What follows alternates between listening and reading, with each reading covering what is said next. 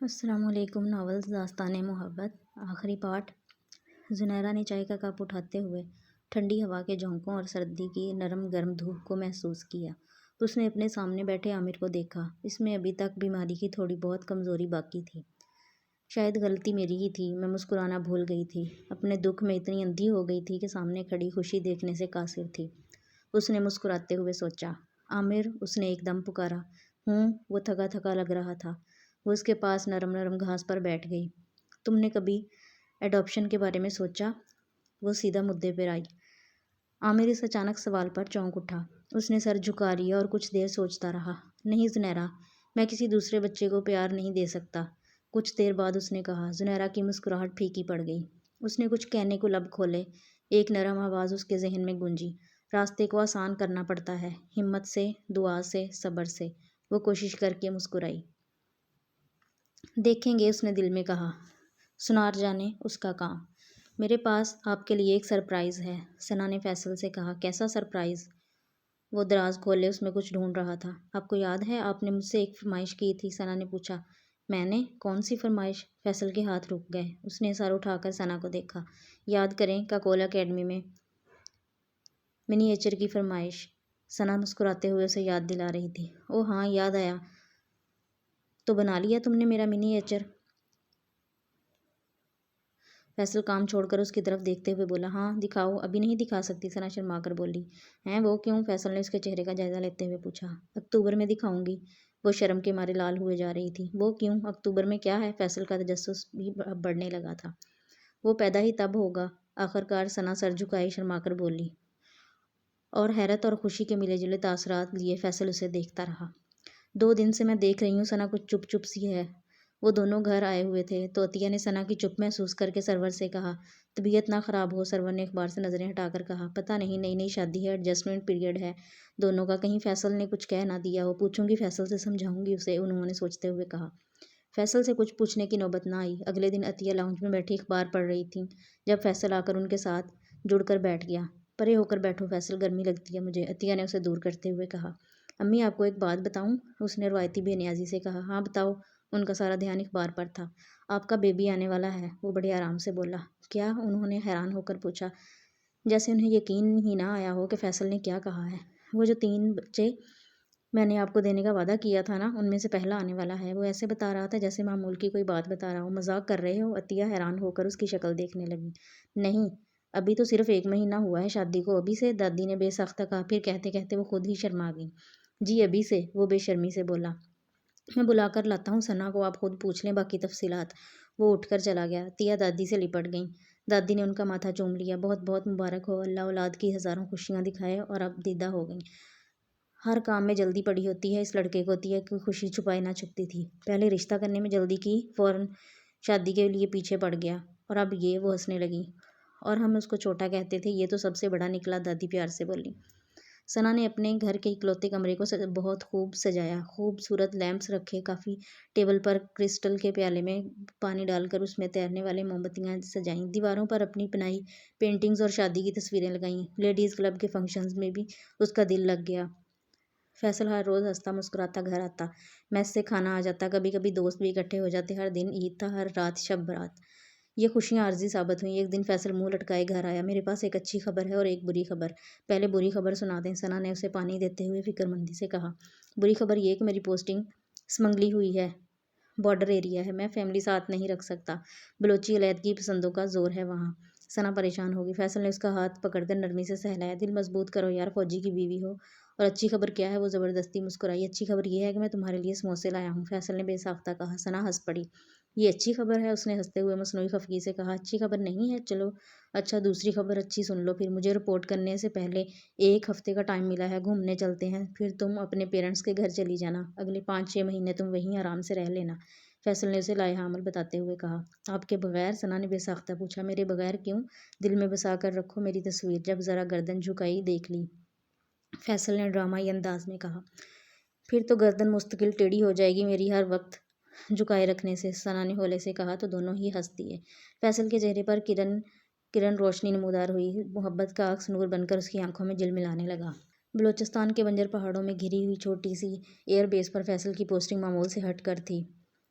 ایک مستقل کشمکش تھی جو علیحدگی پسندوں اور ریاست کے درمیان جاری تھی اور جس سے جنگی بنیادوں پر نمٹا جا رہا تھا۔ یہاں ان افسران کو بھیجا جاتا تھا جو ذمہ دار تھے اور دلیر تھے، چیلنج کو آگے بڑھ کر قبول کرتے تھے۔ پہلے دن فیصل ہیلی کاپٹر کا جائزہ لینے گیا تو وہ دور کھڑا ایک ایئر مین اس سے جانا پہچانا لگا۔ اس نے قریب جا کر دیکھا تو وہ طاہر نکلا۔ طاہر اسے وہاں دیکھ کر خوشی سے کھل اٹھا۔ بیٹی کیسی ہے تمہاری؟ فیصل نے رسمی سلام دعا کے بعد اور گھر والوں کا حال چال پوچھنے کے بعد اس سے سوال کیا۔ بالکل ٹھیک ہے جی، بڑی پیاری ہے، امی کے پاس پتوں کی چھوڑ آیا ہوں، طاہر نے مسکراتے ہوئے اسے بتایا۔ 2 مہینے فیصل نے اس قدر مصروف رہ کر گزارے کہ نہ کھانے کا ہوش تھا نہ سونے کا۔ ایک شام اس نے ثنا کو فون کیا۔ میرے پاس 2 خبریں ہیں۔ ایک دوسرے کا تفصیلی حال چال پوچھنے کے بعد فیصل نے اس سے کہا۔ پہلے بری خبر سنا دیں، ثنا نے گھبرا کر کہا۔ بری خبر کیوں سنا دوں؟ اف، کیسی کنتوتی لڑکی ہے یہ۔ کس نے کہا کہ بری خبر ہے؟ میرے پاس تو دونوں اچھی خبریں ہیں، فیصل نے اسے ڈانٹتے ہوئے کہا۔ جلدی سے سنائیں اچھی خبریں، ثنا خوش ہو گئی۔ تو سنو پہلی اچھی خبر، میرا کورس آ رہا ہے چند مہینوں تک command and staff college Quetta میں، وہاں تم بھی میرے ساتھ رہ سکو گی، پھر اس کے بعد پروموشن۔ مبارک ہو فیصل، یہ تو بہت اچھی خبر ہے۔ اور دوسری خبر؟ ثنا خوشی سے اچھل پڑی۔ دوسری اچھی خبر یہ ہے کہ میں پرسوں آ رہا ہوں۔ ثنا کو اپنے کانوں پر یقین نہیں آیا۔ کیا سچی؟ اس نے خوشی سے کانپتی آواز میں کہا۔ مچی، کل صبح مجھے ایک مشن لے کر جانا ہے، دوپہر تک فارغ ہو جاؤں گا، پرسوں صبح تمہارے پاس ہوں گا اور پورا 1 ہفتہ رہوں گا، فیصل نے ہنس کر کہا۔ کل کا دن کیسے گزرے گا؟ ثنا نے گویا اپنے آپ سے کہا، پھر فیصل سے بولی، آپ کے لیے کیا بناؤں؟ بریانی، فیصل نے فوراً فرمائش کر ڈالی۔ ڈن۔ اور وہ جو چیز کیک تم نے لاہور میں بنایا تھا وہ بھی؟ فیصل نے یاد آنے پر کہا۔ وہ تو آپ کی سالگرہ پر بناؤں گی، ثنا نے مسکراتے ہوئے کہا۔ ارے ہاں واقعی، اگلے ہفتے تو میری سالگرہ بھی ہے، بس تم تیاری کرو، میں آیا، فیصل نے چٹکی بجاتے ہوئے کہا۔ کتنے سال کے ہو جائیں گے آپ؟ ثنا نے شوخی سے پوچھا۔ میں 23 سال کا، فیصل نے آواز بلند کرتے ہوئے کہا۔ جھوٹے 24 کے ہوں گے، ثنا نے فوراً بلند آواز میں اسے یاد دلایا۔ اچھا چلو 24 ہی صحیح، فیصل نے یوں کہا جیسے وہ مشکل یہ بات ماننے پر راضی ہو۔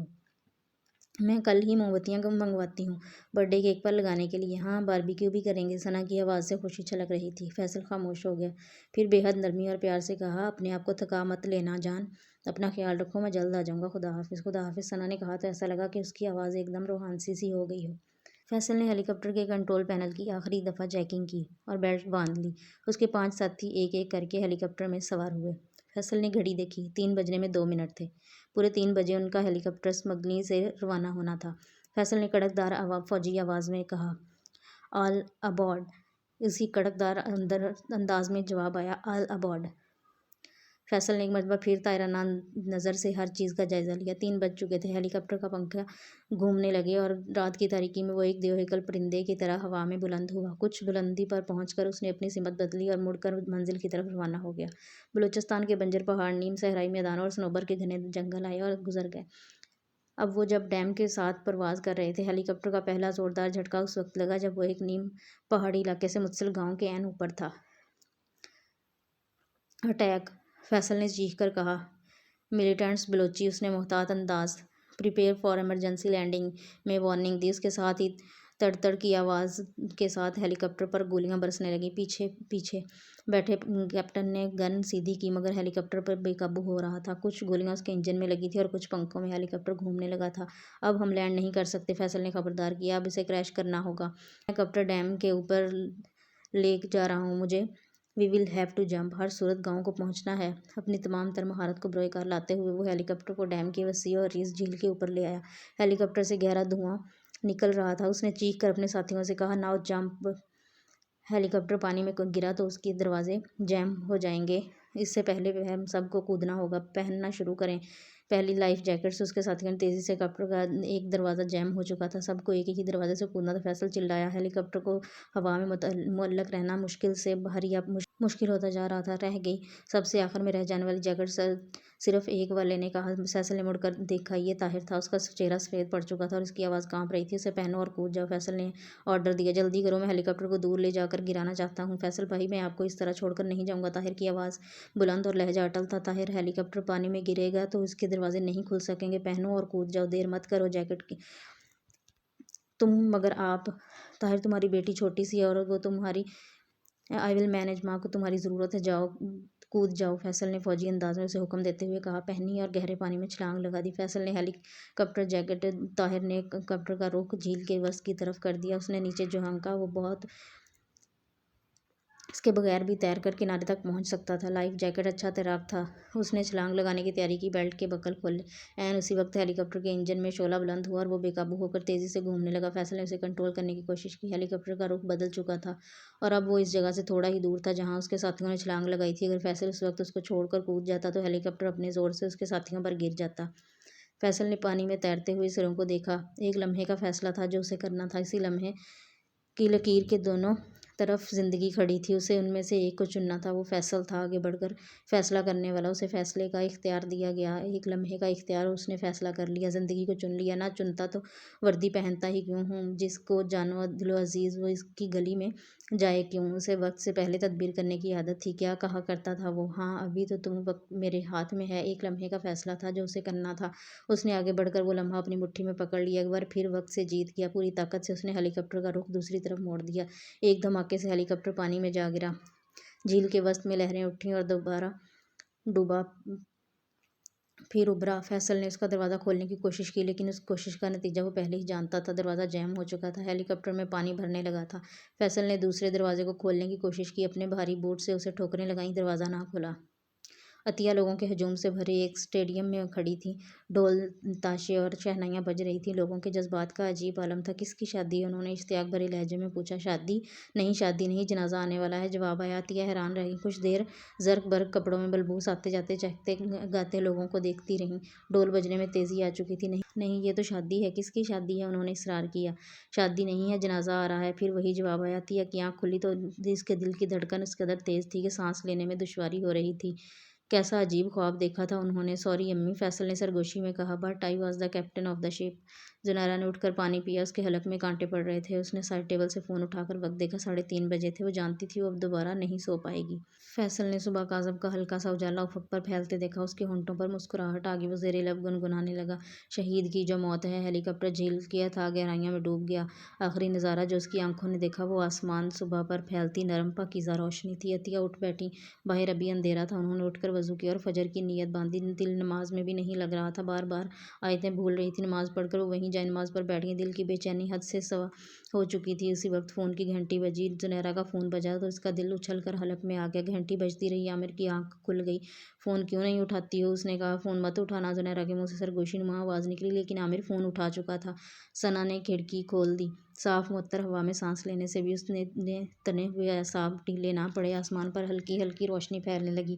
परेड ग्राउंड में ड्रम बजने लगा। फिर किसी ने कड़कदार आवाज़ में कहा, अटेंशन। सना ने सरगोशी की। Yes I am all attention. उसी वक्त दरवाज़ा खुला। सना ने मुड़कर देखा। अम्मी आहिस्ता से दरवाज़ा बंद करके अंदर आ गई। सना ने उनका धुआं होता हुआ चेहरा देखा। मुट्ठी में दबे हुए हेलीकॉप्टर पर उसकी गिरफ्त इतनी सख्त हो गई कि वो इसकी हथेली में चुभने लगा। नहीं अम्मी, नहीं अम्मी, नहीं अम्मी, उसने पीछे हटते हुए सिसकी लेकर कहा। कहानी शुरू होती है, फिर ख़त्म हो जाती है। कहानी हंसती है, कहानी रुलाती है। उसके किरदार मोहब्बत करते हैं और उनकी मोहब्बत के सब रंगों से खेलती है। ये उस माँ की मोहब्बत को देखती है जो आज भी अपने बेटे की ठंडी कब्र पर फूलों से, अफशां से और मोतियों से उसका नाम लिखती है। ये उस बहन की मोहब्बत को खोजती है जो कई महीनों तक दीवाना वार अपने भाई को पुकारती जाती है, फिर थक कर कहीं गिर पड़ती है और जिसे राहगीर उठाकर घर पहुँचा जाते हैं। ये इस दुल्हन की मोहब्बत की गवाह है जिसके हाथ की मेहंदी अभी फीकी नहीं पड़ी थी और जो 5 माह बाद अपने बच्चे के पैदा होने के बाद 19 साल की हुई थी। उन सब की मोहब्बत में कोई कमी ना थी। उनमें से हर मोहब्बत ने अपने महबूब का दामन पकड़ा था, लेकिन वो किसी ऐसी मोहब्बत का असीर था जिसने उसे एक आवाज़ दी और वो आंखें बंद किए उसके पीछे चल पड़ा। माँ की मोहब्बत से, बहन की चाहत से, महबूबा की उल्फत, जवानी की उमंगों से दामन छुड़ा लिए, दूसरे के बच्चे का ख्याल किया, अपने होने वाले बच्चे के अनदेखे नन्हे हाथों से अपने हाथ खींच लिए। कैसी मोहब्बत थी ये, कौन थी, क्या थी। कहते हैं मोहब्बत अंधी होती है। ये कैसी मोहब्बत थी जिसने अपनी चकाचौंध से अपने महबूब को इतना अंधा कर दिया कि वो अपनी सारी मोहब्बतों को छोड़कर उसके साथ कभी ना वापस आने के लिए चल पड़ा। कहानी खामोश हो जाती है और गुमसुम अपने किरदारों को देखने लगती है। इसके किरदार जीते हैं, मरते हैं, कुछ जीते जी मर जाते हैं, लेकिन कोई किरदार ऐसा भी होता है जो अमर हो जाता है, लाजवाल लाफानी किरदार। कहानी हैरान है। वो आगे बढ़कर उसका दामन पकड़ती है। क्यों, वो नम आंखों से पूछती है। वो पलटकर दामन छुड़ाता है और मुस्कुरा कर कहता है, क्या करूँ मैं, हीरो बने बगैर नहीं रह सकता। ये फैसल की कहानी है। इस कहानी में ना ड्रामाई मोड़ है, ना साजिशें, ना ही कोई विलन है। बस एक हंसता खेलता ज़िंदगी से भरपूर हीरो है और मोहब्बत के रंग हैं। فیصل سے میری پہلی ملاقات تب ہوئی تھی جب وہ 8 سال کا تھا اور اپنی سرخ رنگ کی سائیکل پر اسکول آیا جایا کرتا تھا۔ زنیرہ کالج میں میری دوست تھی۔ فیصل اس کا چھوٹا بھائی تھا اور آپ تو جانتے ہی ہیں کہ دوستوں کے چھوٹے بہن بھائی اپنے چھوٹے بہن بھائیوں کی طرح پیارے ہوتے ہیں۔ جب کبھی میں زنیرہ کے گھر جاتی تو میرا پہلا کام پڑھانا ہوتا، جو وہ رشوت لیے بغیر کبھی نہ پڑھتا۔ ہم اس سے میتھ سے کبھی چپس اور بوتلیں منگواتے، کبھی ویڈیو فلمز، اور اپنی عزیز سرخ سائیکل پر ہمارے کاموں کے لیے بھاگتا پھرتا۔ میں وہ آپا تھی جو زنیرہ کی طرح اسے اپنا بیٹا کہتی تھی۔ زنیرہ کی شادی پر اس نے میرے ساتھ رقص کیا کیونکہ باقی تمام لڑکیوں سے اسے شرم آتی تھی۔ میرے بچوں کے لیے وہ فیصل ماموں تھا جس کی پی ایم سے بھیجی گئی تصویریں وہ بڑے شوق سے دیکھتے تھے۔ ثنا سے شادی اس نے بہت ضد سے کی۔ شادی پر وہ بہت خوش تھا۔ ثنا بے حد حسین لگ رہی تھی۔ میں نے اسے اتنا حسین لگتے 2 موقعوں پر دیکھا، ایک جب وہ دلہن بنی، دوسرا جب وہ بیوہ ہوئی۔ سن رکھا تھا کہ دلہن ناپے کے روپ کی طرح بیوگی کا بھی روپ ہوتا ہے۔ ثنا کو دیکھ کر یقین آ گیا جب اسے نیم بے ہوش حالت میں فیصل کے جنازے کے پاس بٹھایا گیا تو اس پر اس قدر روپ تھا کہ نظر نہ ہٹتی تھی۔ فیصل کی شہادت کے 4 مہینے بعد اس کی گھر بیٹی پیدا ہوئی۔ جب ثنا کو لیبر روم لے جایا جا رہا تھا تو اس نے چپکے سے ڈاکٹر کا ہاتھ پکڑ لیا۔ وہ مجھے لینے آئے گا، اس نے سرگوشی میں کہا۔ کون؟ ڈاکٹر نے حیران ہو کر پوچھا۔ فیصل، ثنا نے بچوں کی سی ایکسائٹمنٹ سے کہا۔ ڈاکٹر نے شفقت سے اس کا ہاتھ تھپکا۔ فکر مت کرو، ایسا کچھ نہیں ہوگا۔ نہیں، وہ آئے گا، ثنا نے اصرار کیا۔ اس نے وعدہ کیا تھا کہ مجھ سے کبھی جدا نہیں ہوگا۔ میری آپ سے التجا ہے کہ جب ایسا ہو تو مجھے روکیے گا، مت جانے دیجیے گا۔ ڈاکٹر نے اپنے آنسو چھپانے کے لیے منہ پھیر لیا۔ فیصل ثنا کو لینے نہیں آیا۔ بیوگی کے 4 مہینے ثنا نے جس آس کے سہارے گزارے تھے وہ ٹوٹ گئی۔ آج جب میں یہ سطور لکھ رہی ہوں تو میرے پاس وہ الفاظ نہیں جو میں ثنا کا غم اس کا بیان کر کے لکھ سکوں۔ کیا آنسو وہ لفظ ہے جو اس درد کو بیان کرے جو اس کی آنکھوں سے ٹپکتا تھا؟ کیا حزن اس کیفیت کے نام کے لیے کافی ہے جو اس کے چہرے پر رقم تھی؟ کیا وہ کپکپاہٹ تھی جو اس کے ہاتھوں میں تھی؟ کیا وہ چیخیں تھیں جو اس کے سینے میں گھٹ رہی تھیں؟ یہ تمام الفاظ بہت چھوٹے ہیں، بہت کم۔ بچپن میں فیصل کی کلاس میں ایک لڑکی پڑھتی تھی جسے وہ چپکے چپکے بہت پسند کرتا تھا۔ ہنی مون پر اس نے ثنا کو اس کے بارے میں بتایا۔ بڑی پیاری تھی آئلہ۔ فیصل نے معصومیت سے ثنا کو بتایا، اگر تم مجھے نہ ملتی تو میں کسی طرح آئلہ کو ڈھونڈ ڈھانڈ کر اس سے شادی کرتا۔ اس وقت ثنا اس سے خفا ہو گئی۔ بھلا ہنی مون پر بھی کوئی اپنے بچپن کی محبت کا ذکر کرتا ہے، لیکن جب فیصل کی بیٹی اس کی گود میں آئی تو اس نے اس کا نام آئلہ رکھا۔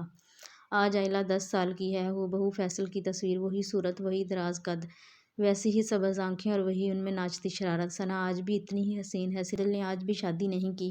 زنیرہ آج بھی بے اولاد ہے۔ وہ فیصل کو اپنا بیٹا کہتی تھی۔ فیصل کے بعد وہ اس رشتے سے اس قدر ڈر گئی کہ کسی کے ننھے ہاتھوں میں بھی اپنا دل اور اپنے ہاتھ نہ دے سکی۔ یہ ہاتھ جب ہاتھوں سے چھوٹ جاتے ہیں تو کہیں کا نہیں چھوڑتے۔ فیصل کے کمرے میں اس کی ایک بڑی سی تصویر لگی ہے، اس کی خوبصورت چہرے کا کلوز اپ، اس کی سبز آنکھیں مسکرا رہی ہیں۔ باتیں کرتے کرتے جب ثنا کی نظر اس تصویر پر پڑتی ہے تو خاموش ہو جاتی ہے، کیا کہہ رہی تھی بھول جاتی ہے اور فیصل کی تصویر کو دیکھنے لگتی ہے۔ اس کی آنکھوں میں کوئی جگنو سا چمکتا ہے اور وہ نظریں جھکا لیتی ہے، اور اگر کبھی وہ نظریں اٹھا لے تو ان آنکھوں میں دیکھنے کی تاب میں خود میں نہیں پاتی۔